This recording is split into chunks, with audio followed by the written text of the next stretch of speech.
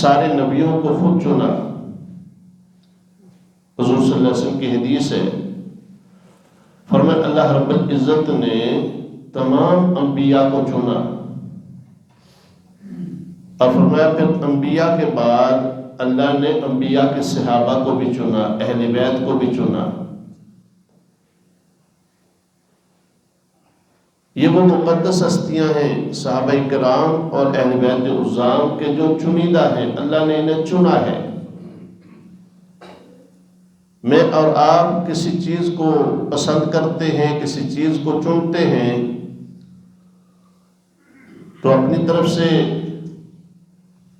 بڑی ٹٹول کے اور بڑی دیکھ بھال کے لیتے ہیں۔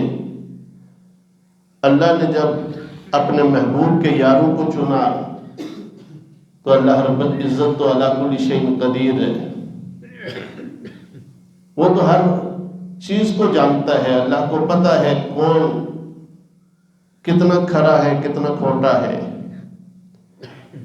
اور خود سوچئے کہ جس طرح نبی پاک صلی اللہ علیہ وسلم اللہ نے پاک بنائے ہیں، اپنے محبوب بنائے ہیں، اللہ نے اپنے محبوب کے لیے کتنے پاک پاک لوگوں کو چنا ہوگا۔ اصحاب و اہل بیت کتنے پاکیزہ لوگ ہوں گے کہ جن کو اللہ نے اپنے محبوب کی معیت کے لیے چنا۔ اب جتنے بھی صحابہ ہیں، اہل سنت کا 1400 سال سے یہ عقیدہ چلا آ رہا ہے۔ قرآن نے ہمیں یہ عقیدہ دیا ہے کہ سارے صحابہ کامیاب ہیں، پاک ہیں۔ اور جس وقت یہ صحابہ کا لفظ بولا جاتا ہے تو اس میں اہل بیت بھی آ جاتے ہیں، کیوں؟ اہل بیت والے صحابہ بھی ہیں۔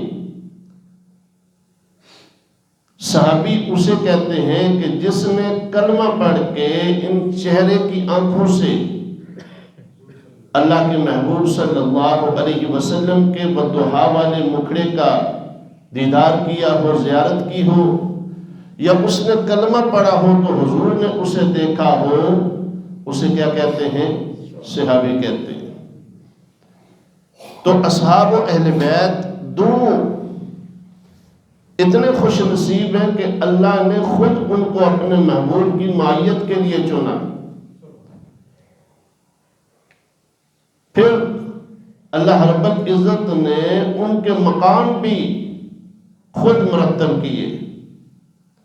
جس طرح اللہ نے اپنے نبیوں کو بعضوں پہ فضیلت دی ہے، ایسے ہی اصحاب و اہل بیت بھی ہیں کہ جن کو اللہ رب العزت نے بعضوں پہ فضیلت دی ہے۔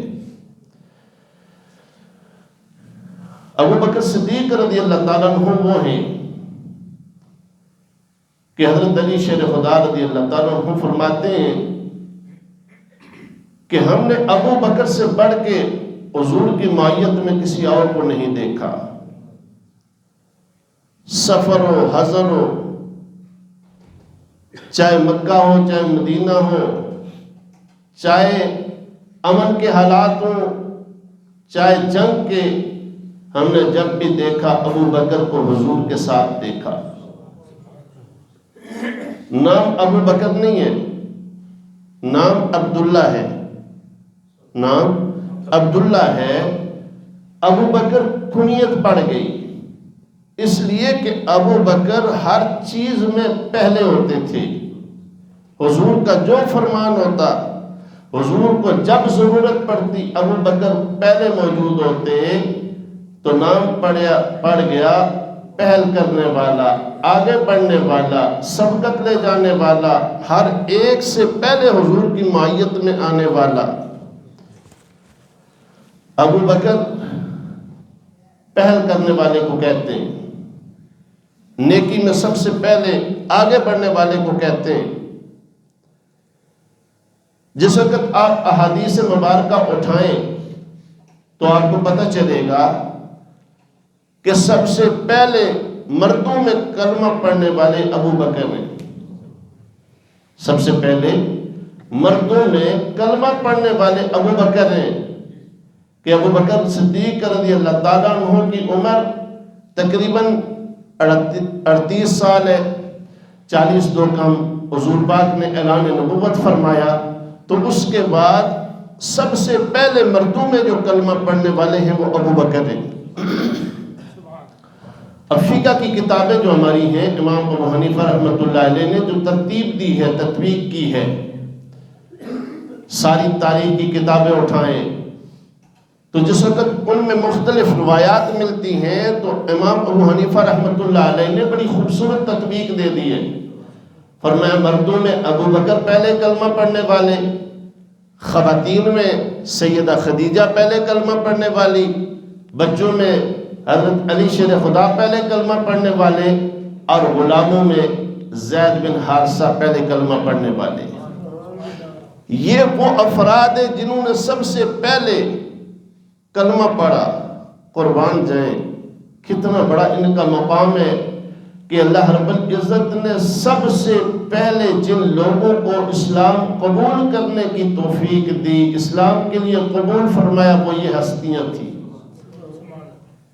ابو بکر جس طرح کلمہ پڑھنے میں پہلے، اسی طرح اظہار میں کہ مکہ کے ماحول میں، یہاں تو اظہار کرنا بڑا آسان ہے نا، یہاں نیکی کا اظہار کرے تو ہر بندہ تعریف کرتا ہے، جو جتنا نیک ہو اس کا ہر بندہ ادب کرتا ہے، لیکن وہ ماحول جہاں کلمہ پڑھنا، سامنے انگارے رکھے ہوئے ان کو دیکھنا ہے، سولی لٹکی ہوئی ہے ان کو دیکھنا ہے، مصائب و آلام کا ایک طوفان ہے سامنے، وہاں ابو بکر وہ ہے کہ جس نے سب سے پہلے جا کے اعلان کیا، لوگوں میں محمد عربی کا غلام ہوں، میں محمد عربی کا غلام ہوں، سب سے پہلے کلمہ میں نے پڑھا ہے، حضور صلی اللہ علیہ وسلم کی رسالت پہ ایمان لایا ہے، سن لو کہ ابو بکر حضور کا غلام ہے۔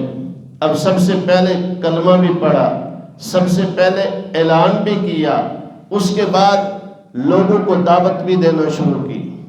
بہت سارے صحابہ جو بڑے بڑے صحابہ ہیں جن کا نام تاریخ میں بہت زیادہ آتا ہے، اکثریت ایسی ہے کہ جن کو ابو بکر صدیق نے دعوت دی، تبلیغ کی، وہ کلمہ پڑھ کے دائرہ اسلام میں داخل ہو گئے۔ تو سب سے پہلے کلمہ پڑھنے والے ابو بکر، سب سے پہلے اعلان کرنے والے ابو بکر، سب سے پہلے دوسروں کو دعوت دینے والے بھی ابو بکر، اور صرف اتنا ہی نہیں، حضور نبی رحمت صلی اللہ علیہ وسلم حرم شریف میں جاتے ہیں، لوگوں کو کلمے کی دعوت دیتے ہیں۔ اب لوگ حضور صلی اللہ علیہ وسلم کی طرف آگے بڑھتے ہیں کہ آپ صلی اللہ علیہ وسلم کو تکلیف دیں، آپ صلی اللہ علیہ وسلم کو ستائیں، آپ صلی اللہ علیہ وسلم کے اوپر پتھر برسائیں۔ وہ کون ہے سب سے پہلے جس نے دفاع کیا؟ اسے ابو بکر کہتے ہیں۔ ابو بکر سب سے پہلے آگے بڑھتے ہیں اور کہتے ہیں اتقتلون رجلا ان یقول ربی اللہ، لوگوں محمد صلی اللہ علیہ وسلم کو کیوں شہید کرنا چاہتے ہو؟ زمین کا جھگڑا کوئی نہیں ہے، برادری کا جھگڑا کوئی نہیں ہے، پیسے روپے کا جھگڑا کوئی نہیں ہے، صرف اس لیے کہ یہ کہتے ہیں اللہ کو ایک مانو۔ اور میں اس لیے اب سب نے حضور پاک کو چھوڑا، پہلے ابو بکر کو مارنا شروع کیا، ابو بکر صدیق رضی اللہ تعالیٰ عنہ کو زخمی کر دیا، اور اتنا زخمی ہوئے کہ سارے جسم سے خون بھی نکل رہا ہے، بے ہوش بھی ہو جاتے ہیں۔ سب سے پہلے لوگوں کو دعوت بھی دیتے ہیں، اور اس دعوت کے سلسلے میں سب سے پہلا جو اس دھرتی پہ خون بہا ہے نبی کے بعد، وہ ابو بکر صدیق کا ہے۔ دین اسلام کے لیے قربانی میں ابو بکر سب سے پہل کرتے ہیں۔ اتنا ہی نہیں، پھر آگے دیکھیے، زندگی گزرتی ہے، حضور نبی رحمت صلی اللہ علیہ وسلم کو مال کی ضرورت پڑتی ہے، ای کو تھوڑا کم کریں، بیسی کو کم کریں۔ ابو بکر صدیق رضی اللہ تعالیٰ عنہ اپنا سارا مال پیش کرتے ہیں۔ روایات میں آتا ہے 40,000 درہم ابو بکر صدیق کے پاس ہیں۔ 40,000 درہم آج کا اربوں خربوں میں بنتا ہے۔ 40,000 درہم سارے کا سارا ابو بکر لا کے حضور کے قدموں میں رکھ دیتے ہیں، اور حضور نبی رحمت صلی اللہ علیہ وسلم سے عرض کرتے ہیں یا رسول اللہ، یہ میرا مال نہیں ہے، یہ آپ کا مال ہے، اسے اپنا مال سمجھ کے جہاں مرضی چاہیں آپ خرچ کر سکتے ہیں۔ سبحان اللہ۔ یعنی ابو بکر وہ ہے کہ دین کی بیس بنیاد اس میں ابو بکر کا خون بھی ہے، اس میں ابو بکر کی جان بھی ہے، اس میں ابو بکر کا مال بھی ہے۔ اور رحمت کائنات صلی اللہ علیہ وسلم نے فرمایا یہ بڑا مشکل ہے، اللہ اکبر، یہ کہنا یا اتنا کسی کو اپنا بنا لینا کہ وہ آپ کے گن گائے، یہ بڑا مشکل ہے۔ ابو بکر صدیق رضی اللہ تعالیٰ عنہ نے اپنا آپ یوں حضور پہ قربان کر دیا تھا۔ حضور نے فرمایا لوگوں، سب سے زیادہ جس کے مال نے مجھے نفع دیا ہے وہ ابو بکر ہے، سب سے زیادہ جس کے مال نے مجھے نفع دیا ہے فرمایا وہ ابو بکر ہے۔ اور مسلم شریف کی حدیث ہے، صرف اتنا ہی نہیں، رحمت کائنات صلی اللہ علیہ وسلم نے فرمایا لوگوں میں نے سب کا مال خرچ کیا ہے امانت سمجھ کے، لیکن ابو بکر وہ واحد ہے جس کا مال میں نے اپنا مال سمجھ کے خرچ کیا ہے۔ اللہ اکبر، اللہ اکبر، بڑے خوش نصیب ہے ابو بکر کہ حضور جن کے مال کو اپنا مال سمجھتے ہیں۔ اور پھر آگے دیکھیے، حضور نبی رحمت صلی اللہ علیہ وسلم جس وقت ہجرت کرنے لگے ہیں، باقی صحابہ کو حضور نے فرمایا حبشہ کی طرف ہجرت کر جاؤ، پھر مدینہ کی طرف ہجرت کا حکم آیا، فرمایا تم کر جاؤ۔ ابو بکر اجازت لیتے ہیں، حضور نے فرمایا نہیں ابو بکر ٹھہر جاؤ، ٹھہر جاؤ۔ کیوں؟ اللہ رب العزت نے حکم دیا ہے ابو بکر آپ کی معیت میں جائے گا، ابو بکر آپ کے ساتھ جائے گا۔ کتنا خوش نصیب ہے ابو بکر کہ حضور نبی رحمت صلی اللہ علیہ وسلم مکہ سے ہجرت کرتے ہیں، مدینہ طیبہ کی طرف جاتے ہیں، حضرت علی شیر خدا کو بلاتے ہیں، فرمایا آ جاؤ میرے بستر پہ لیٹ جاؤ، میرے بستر پہ لیٹ جاؤ۔ بستر پہ لیٹنا بھی اس رات آسان نہیں تھا، کیوں؟ باہر تلواریں چمک رہی ہیں، باہر مشرکین مکہ کھڑے۔ حضرت علی شیر خدا رضی اللہ تعالیٰ عنہ سے فرمایا علی یہ امانتیں ہیں، صبح اٹھنا ان سارے لوگوں کو امانتیں واپس کر کے پھر مدینہ چلے آنا۔ حضرت علی شیر خدا سے کسی نے بعد میں پوچھا اے علی وہ جو ہجرت کی رات تھی اس رات آپ کو نیند آئی تھی؟ باہر تلواریں جو چمک رہی تھی، فرمایا اس خوف کے عالم میں آپ کو نیند آئی تھی؟ مولا علی شیر خدا رضی اللہ تعالیٰ عنہ فرماتے ہیں جتنی گہری اس رات نیند آئی تھی کبھی بھی نہیں آئی، پوری زندگی میں کبھی بھی اتنی گہری نیند نہیں آئی۔ کیوں؟ کہا اس لیے کہ حضور نے فرمایا تھا کل ان کی امانتیں واپس کر کے مدینہ چلے آنا، گویا مجھے گارنٹی مل گئی ہے کہ جب تک میں مدینہ نہ پہنچوں اس وقت تک مجھے موت نہیں آئے گی، اس وقت تک یہ دشمن میرا بال بھی بانکا نہیں کر سکتے۔ تو فرمایا بڑی اچھی نیند آئی تھی، حضرت علی بڑے خوش نصیب ہیں، حضور کا بستر مل گیا۔ لیکن دیکھیے تو صحیح، حضور اپنے گھر سے نکل کے ہجرت کی رات کس کے دروازے پہ آتے ہیں؟ اللہ اکبر، قربان جائے، ذرا یہ منظر اپنے ذہن میں تھوڑا تصوراتی کریں تو صحیح کہ ساری کائنات اپنے گھروں سے نکل کے حضور کے در پہ آتی ہے، حتیٰ کہ جبریل امین بھی سدرہ سے اتر کے حضور کے در پہ آتا ہے۔ آج حضور ہجرت کی رات کس کے دروازے پہ جا رہے ہیں؟ ابو بکر کے دروازے پہ جا رہے ہیں۔ ابو بکر کتنا خوش نصیب ہے کہ ساری کائنات کا امام، دونوں جہانوں کا سردار آج ابو بکر کے دروازے پہ ہے۔ ابو بکر کے دروازے پہ دستک دی، ابو بکر پہلے سے ابھی دستک ہوئی نہیں ہے کہ ابو بکر دروازہ کھول کے باہر آ جاتے ہیں۔ ارے ابو بکر اتنا جلدی؟ فرمایا یا رسول اللہ جس وقت سے آپ نے فرمایا تھا نا ہجرت کرنی ہے اس دن سے ابو بکر انتظار میں تھا، اس دن سے ابو بکر انتظار میں تھا کب میرے آقا آئیں گے، کب میرے نبی آئیں گے تو میں اپنے نبی صلی اللہ علیہ وسلم کے ساتھ ہجرت پہ جاؤں گا۔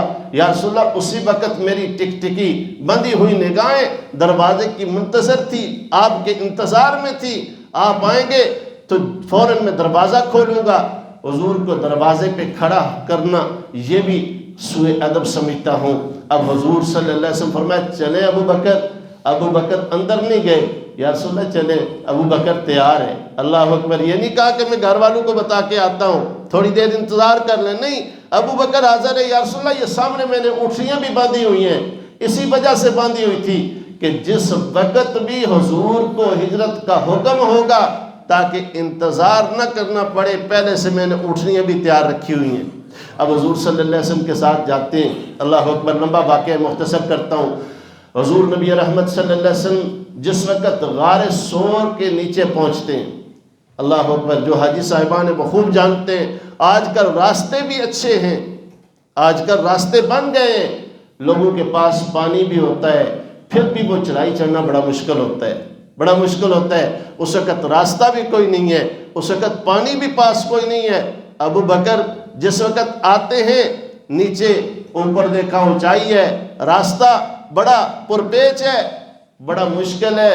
اب حضور نبی رحمت صلی اللہ علیہ وسلم نے اوپر دیکھا. ابو بکر عرض کرنے لگے، یا رسول اللہ، آپ کہیں تھک نہ جائیں، آپ ایسا کریں سوار ہو جائیں. ابو بکر، یہاں اونٹنی تو نہیں جاتی، سفر ایسا ہے، راستہ ایسا ہے. فرمایا، یا رسول اللہ، ابو بکر کے کندھے حاضر ہیں، ابو بکر کے کندھے حاضر ہیں.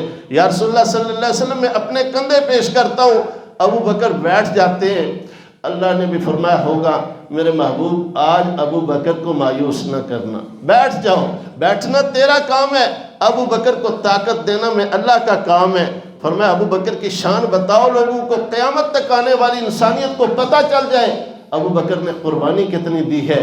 ابو بکر کے کندھے پہ حضور بیٹھتے ہیں، دونوں پاؤں آگے ہیں.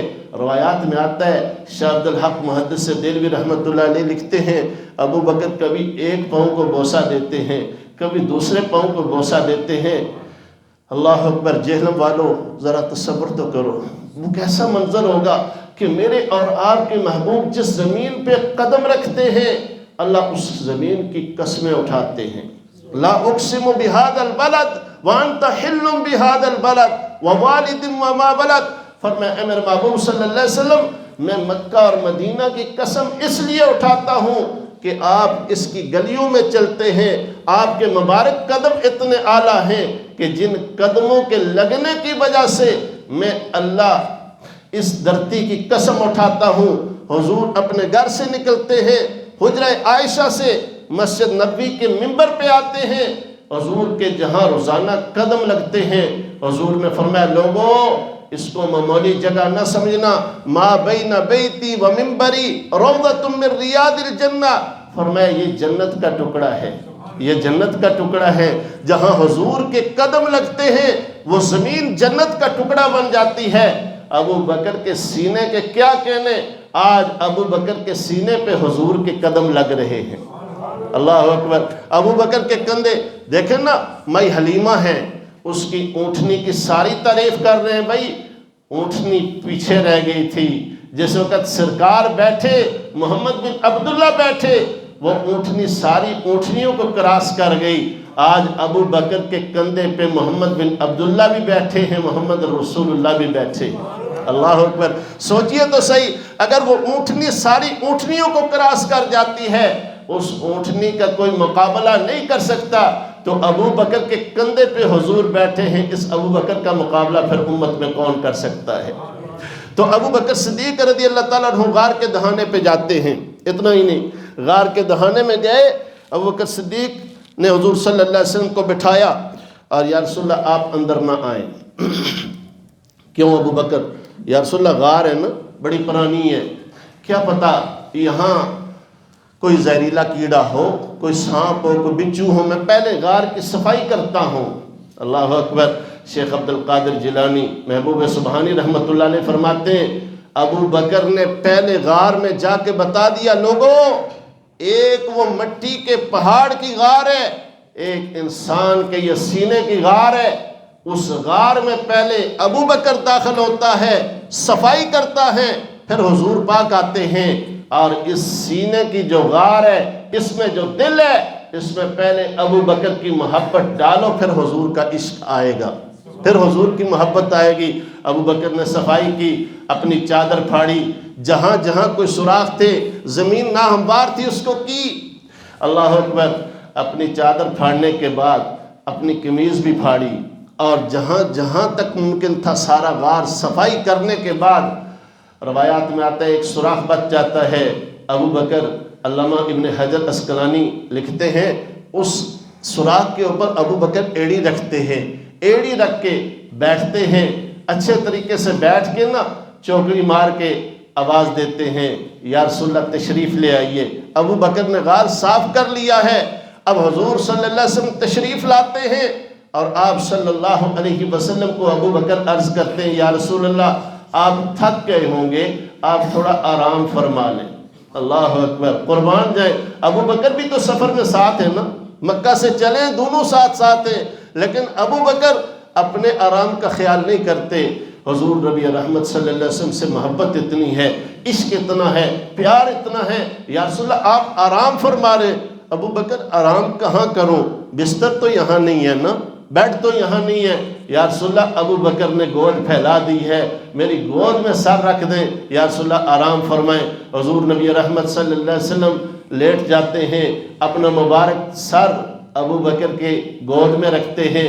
علامہ ابن حجر عسقلانی رحمت اللہ علیہ فرماتے ہیں لوگوں منظر یوں بن جاتا ہے گویا ابو بکر کے دونوں گھٹنے رحل کی مانندیں ہیں، اور گود کے اندر ابو بکر کے گود میں حضور پاک صلی اللہ علیہ وسلم کا مبارک چہرہ یوں ہے، یفتح کأنہ القرآن فی الرحل، فرمایا جس طرح رحل میں قرآن کھلا ہوا ہوتا ہے۔ اللہ اکبر، آج رحل کا ادب بچہ بچہ کرتا ہے اس لیے کہ وہاں قرآن پاک رکھنا ہے۔ ارے لوگوں اس ابو بکر کے کیا کہنے جس کی گود میں وہ ہستی آرام فرما رہی ہے، اس ہستی کا چہرہ ہے جو صاحب قرآن ہے، جس کے اوپر قرآن اتر رہا ہے۔ اور پھر دیکھیے ابو بکر صدیق رضی اللہ تعالیٰ عنہ کی گود میں حضور صلی اللہ علیہ وسلم کا مبارک چہرہ ہے، ابو بکر اس چہرے کو دیکھ رہے ہیں، ابو بکر اس چہرے کو دیکھ رہے ہیں۔ ایک مرتبہ پوچھا تھا رحمت کائنات نے ابو بکر تجھے دنیا میں سب سے زیادہ کیا پسند ہے؟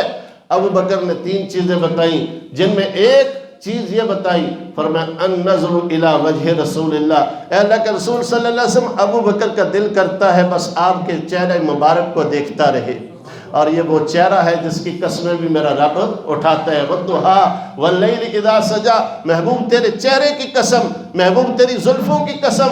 آج ابو بکر جس کو پنجابی میں کہتے ہیں رج رج کے، اللہ اکبر، رج رج کے ابو بکر حضور صلی اللہ علیہ وسلم کے مبارک چہرے کو دیکھتا ہے، اور ابو بکر کے 3 دن اور رات غار میں گزرے ہیں، ساری امت کی نیکیاں بھی ان نیکیوں کو نہیں مل سکتی۔ حضرت عمر کہتے ہیں میں نے ابو بکر سے کہا ابو بکر ایسا کرو مجھ سے سودا کر لو۔ سودا کر لو کس چیز کا؟ فرمایا سودا کر لو وہ ہجرت کے سفر میں غار میں جو 3 راتیں گزری تھی، جو تو نے تنہائی میں حضور صلی اللہ علیہ وسلم کی رحمت کے جلوے لوٹے تھے، ان میں سے 1 رات کی نیکیاں مجھے دے دو، اور ساری عمر کی جتنی بھی نیکیاں ہیں عمر کی ساری زندگی کی وہ ساری کی ساری ابو بکر تو لے لے۔ ابو بکر رو کے کہنے لگے عمر تم کہہ رہے ہو نا، ساری کائنات کہے ساری نیکیاں لے لو، غار میں ہجرت میں گزرنے والا 1 لمحہ ہمیں دے دو، میں 1 لمحہ بھی کسی کو دینے کے لیے تیار نہیں ہوں۔ تو یہ ابو بکر صدیق کا مقام تھا کہ اللہ رب العزت نے پھر قرآن بنایا، اس کا پورا نقشہ کھینچا، فرمایا الا تنصروه فقد نصره اللہ اذ اخرجه الذین کفروا ثانی اثنین اذ ہما فی الغار۔ فرمایا منظر یاد کرو نا، اس منظر کو دیکھو نا جس وقت 2 میں سے وہ دوسرا تھا، ایک نبی اور دوسرا ابو بکر، اور نبی کیا فرماتے لا تحزن ان اللہ معنا، فرمایا ابو بکر ہمارا رب ہمارے ساتھ ہے، غم نہ کرنا۔ کیا مطلب؟ جس طرح میرے ساتھ میرا اللہ اسی طرح تیرے ساتھ بھی ہے۔ ایک تاریخ دان ٹی وی پہ بیٹھ کے کہتا ہے جی دیکھو اللہ پاک تو سب کے ساتھ ہے، اور یہ مولوی کہتے ہیں ابو بکر کے ساتھ زیادہ ہے۔ میرے بھائیوں اور دوستوں، آپ گلی میں کھڑے ہوتے ہیں اپنے گھر کے سامنے، تو فقیر آتا ہے آپ کے بالکل پاس کھڑا ہو جاتا ہے، کہتا ہے جی 10 روپے دے دیں، آپ اسے کہتے ہیں نہیں ہے بھائی، بہانہ کرتے ہیں، اندر سے بچہ آ جاتا ہے کہتا ہے ابو 1000 روپیہ دے دیں، آپ فوراً جیب سے نکالتے ہیں دے دیتے ہیں۔ اب دونوں پاس کھڑے ہیں، دونوں آپ کے پاس کھڑے ہیں، چند فٹ کا بھی فیصلہ نہیں ہے، چند بالشت کا فیصلہ ہوگا، آپ کے دونوں قریب ہیں لیکن دل کے قریب بیٹا ہے، وہ فقیر نہیں ہے۔ اسی طرح اللہ پاک فرماتے ہیں ان اللہ معنا، میں محمد کے ساتھ بھی ہوں، ابو بکر کے ساتھ بھی ہوں، یوں تو ساری کائنات کے ساتھ اللہ ہے، لیکن معیت میں فرق ہوتا ہے۔ پھر دیکھیے حضور نبی رحمت صلی اللہ علیہ وسلم اسی ابو بکر کو اپنی مبارک زندگی میں سب سے پہلا جو حج ہوتا ہے اس کا امیر بنا کے بیچتے ہیں۔ امارت میں بھی ابو بکر پہلے ہے، اور جب دنیا سے حضور جانے لگے اپنے مسلح پہ جس شخصیت کو کھڑا کرتے ہیں وہ بھی ابو بکر ہے۔ حضور کے بعد سب سے پہلے امت کو نماز پڑھانے والے بھی ابو بکر ہیں۔ اور حضور نبی رحمت صلی اللہ علیہ وسلم نے بڑے مجمع میں فرمایا، آخری بیان ہے حضور کا، فرمایا میرے صحابہ تم سب کے جتنے احسانات تھے، جتنی نیکیاں تھیں، ان سب کی نیکیوں کا بدلہ میں محمد دے چکا ہوں، سوائے ابو بکر کے، کہ ابو بکر کی نیکیاں اتنی ہیں کہ کل قیامت کے دن میرا رب ابو بکر کو اس کا اجر دے گا۔ اللہ مجھے آپ سب کو ان پاکیزہ ہستیوں سے محبت کرنے کی توفیق عطا فرمائے۔ وما علینا الا البلاغ، سنتے پڑھ لیجیے۔